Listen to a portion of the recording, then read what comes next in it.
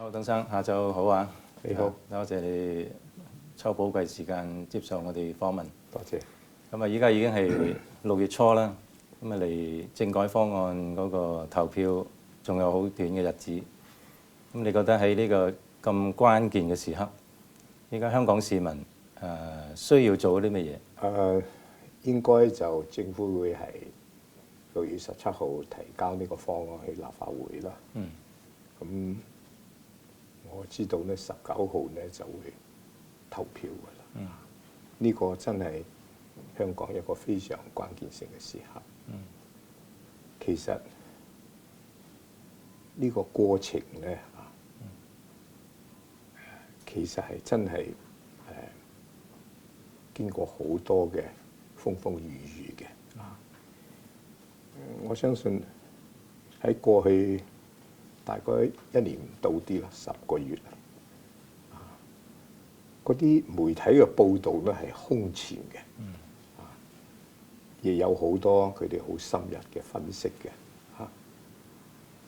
咁咧又經過佔中啦，反佔中啦，又會經過咗街頭嘅鬥爭啦，結果街頭嘅簽字啦，有好多不停嘅民調啦，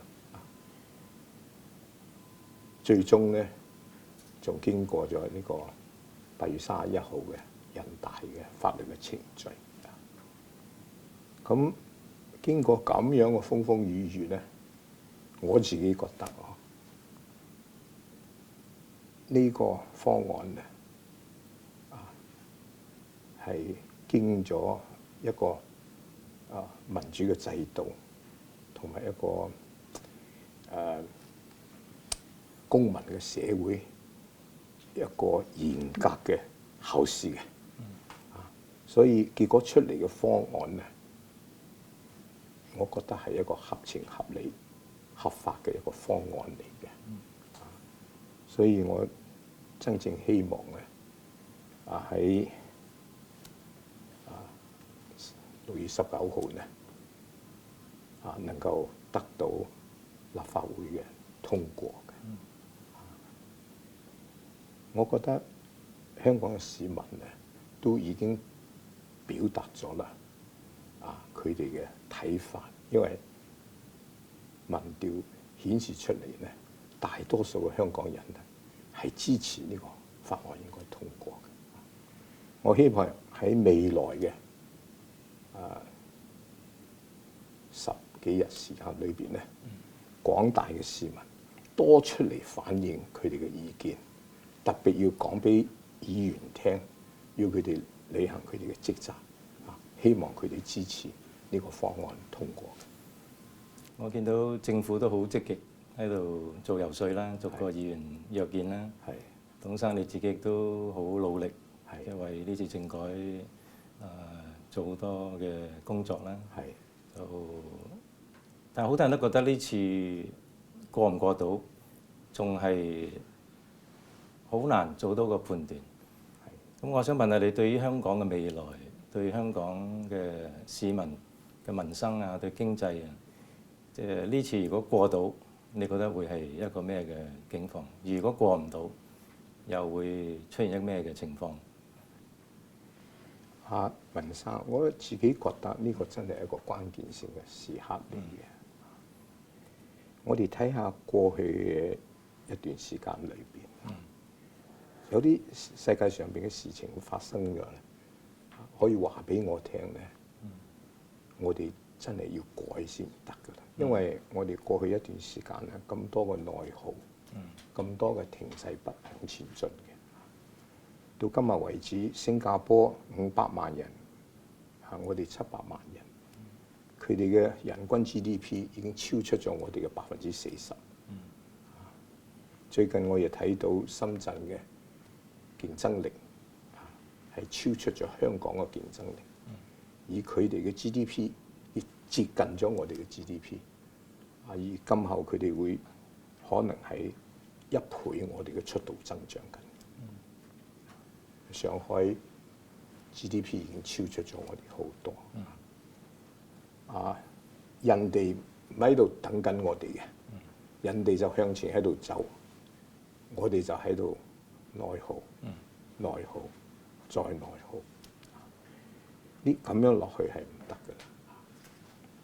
如果呢次政改方案可以通過，我覺得第一咧就係對香港嚟講咧係一個重新團結香港嘅機會嚟嘅。第二點咧，我覺得一個500萬人全香港嘅合格嘅選舉嘅市民，可以選出自己一個特首，佢嘅認受性會好強。所以我哋過去好長一段時間冇咗行政主導，行政主導係可以重新再推動起上嚟。呢啲都係對香港好重要嘅事，可以推動香港嘅經濟民生向前發展嘅。但係如果唔通過，我好擔心內耗會繼續，停滯會繼續。嗰個世界向前走嘅，佢唔會等我哋。董生一路都同泛民主派嘅朋友好多溝通，久唔久都約佢哋傾下偈啊，了解佢哋啲睇法。你到呢一刻，你心底裏邊有啲咩話想同佢哋分享下咧？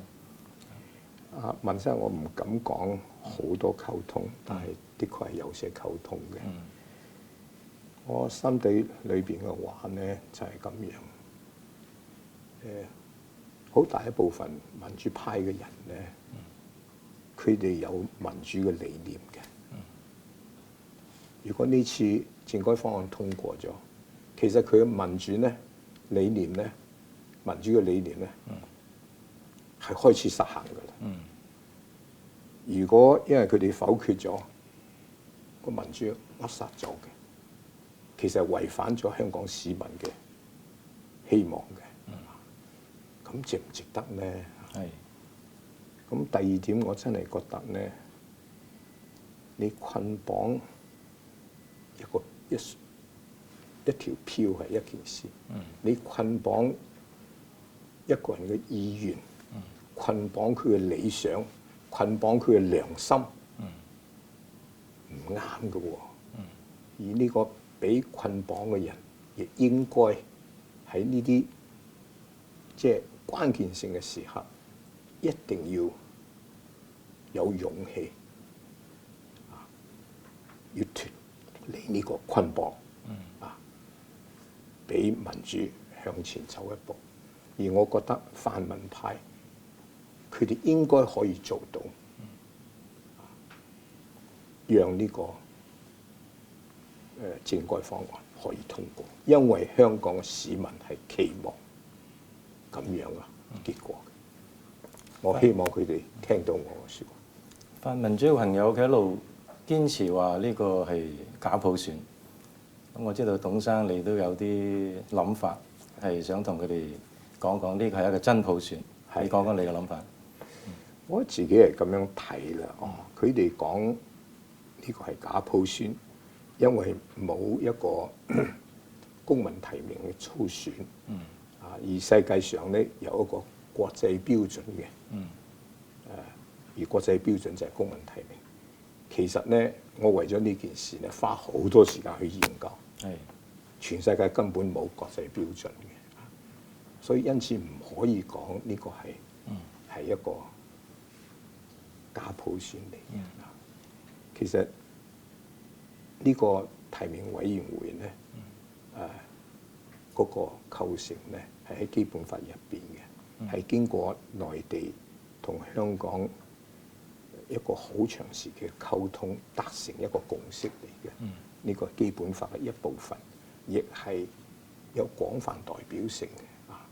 所以呢個普選嘅辦法咧，其實係我哋基本法一部分，一定要做嘅啦。但係同好多其他地方比較一下，呢個初選嘅辦法唔錯嘅，其實。所以我覺得依家最緊要嘅咧，我哋要行出呢個第一步啦。要能夠19號希望能夠得到通過。不過我想講，另外一件事咧，就係佢哋成日都話，泛民成日都話咧，呢個唔係真普選，因為點解咧？仲有個理由就話，因為係袋住先袋一世嘅啫。咁其實李飛咧，我又去查過，李飛其實多次講唔係咁樣嘅。我嘅了解都唔係咁樣嘅，因為咧基本法係有個機制，個機制係點樣咧？喺一次普選已經發生咗嘅過程當中，譬如話2017年，我哋其實有機制咧，特首嘅首肯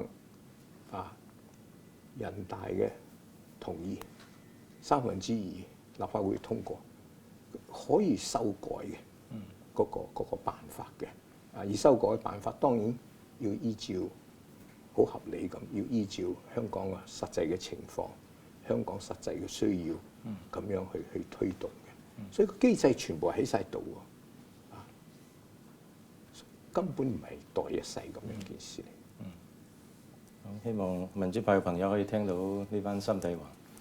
東山舊年年底你成立團結香港基金，邀請咗好多顧問參與。咁我知道你係有好大嘅抱負去發展一個智庫嘅，可唔可以同我哋分享下你一啲嘅願景同埋長遠嘅一啲嘅諗法，即係點樣可以幫香港更加好嘅發展？文生呢個成立一個智庫咧，首先我想講咧，一個好似香港咁成熟嘅社會咧，其實應該有多個比較專業嘅世界級嘅一個智庫嚟嘅。點解有呢個需要咧？其實而家世界變得好快，10年之後嘅中國，佢個經濟體咧就接近美國嘅總個經濟體嘅 GDP 嘅，呢個係一個好大嘅經濟體。所以喺未來嘅10年裏邊咧，佢會有好快速嘅發展嘅。喺呢個同時咧，亞洲個經濟總體咧會越嚟越大嘅，所以美洲、歐洲、亞洲3個大洲，亞洲嘅經濟體會變成全球最大、最重要嘅。咁喺咁樣嘅大前提之下，我哋香港係點咧？香港係我哋中華人民共和國一部分。香港嘅地理位置咧，就係亞洲嘅中心嚟嘅。飛機去北京3個幾小時，去東京4個小時，去新德里4個小時，去雅加達4個小時，係一個中心地區嚟嘅。同埋香港係全亞洲最成熟嘅國際都會。咁我哋面對住咁樣嘅環境嘅變化，我哋香港點樣去準備呢？但係唔止呢啲嘢添喎，因為點解呢？喺未來一段時間裏邊呢，全球化會繼續深化落去嘅。另外呢，創新同埋科技呢，會帶嚟前所未有嘅機遇同埋前所未有嘅挑戰。咁香港呢個地方點樣去面對呢啲咁樣嘅變化呢？咁我哋成立個智庫嘅目的呢，就係希望呢，就面對咁樣嘅新嘅環境，我哋香港有乜嘢長遠嘅政策我哋應該去研究嘅，應該去創意嘅，嚟幫助香港喺呢個發展嘅過程當中，有呢個競爭力，嚟確保我哋嘅經濟可以更加好嘅咁樣去發展。咁咁喺呢個同時咧，喺咁樣嘅大變化情形之下咧，我哋香港已經面對咗一段時間啦，房屋個問題啊，醫療啊，人口老化帶嚟嘅醫療嘅問題啊，社保嘅問題啊，經濟發展何去何從啊，同埋政治制度嘅點樣去發展，啲大問題，仲有一連串嘅其他嘅問題，譬如點樣去發展香港嘅三創：創新、創意、創業。所有呢啲嘅問題咧，都需要有長遠嘅思路、長遠嘅發展。我哋呢啲咁嘅工作咧，係為特區做嘅，為特區政府做嘅，為香港人民做嘅。我哋不但做研究，亦會去提倡嘅，去推動呢啲咁樣嘅政策嘅。我覺得對香港嚟講，呢個係一個好重要嘅任務。我哋希望能夠喺未來幾年裏邊咧，能夠做到咁樣嘅一個好成功嘅一個支付出嚟。鍾生你都退休咗一段時間啦，但係又一路都幫國家做好多事，咁亦都係國家領導人之一，幫中美關係做咗好多事。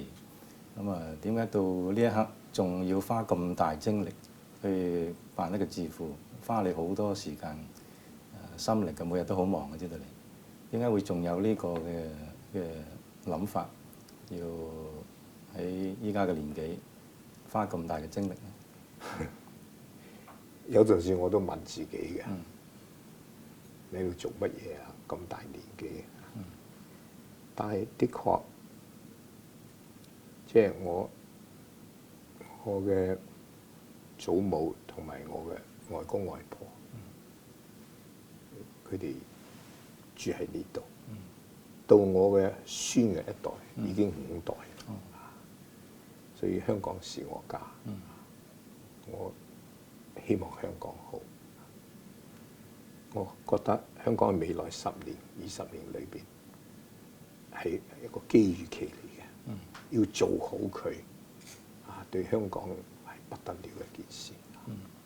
所以為咗下一代吧，為咗我哋嘅子孫一代吧，出啲力。我相信好多香港人都咁樣喺度諗，都希望可以做多啲嘅。所以能夠有呢個機會做呢件事，都係我嘅一個幸福嚟嘅。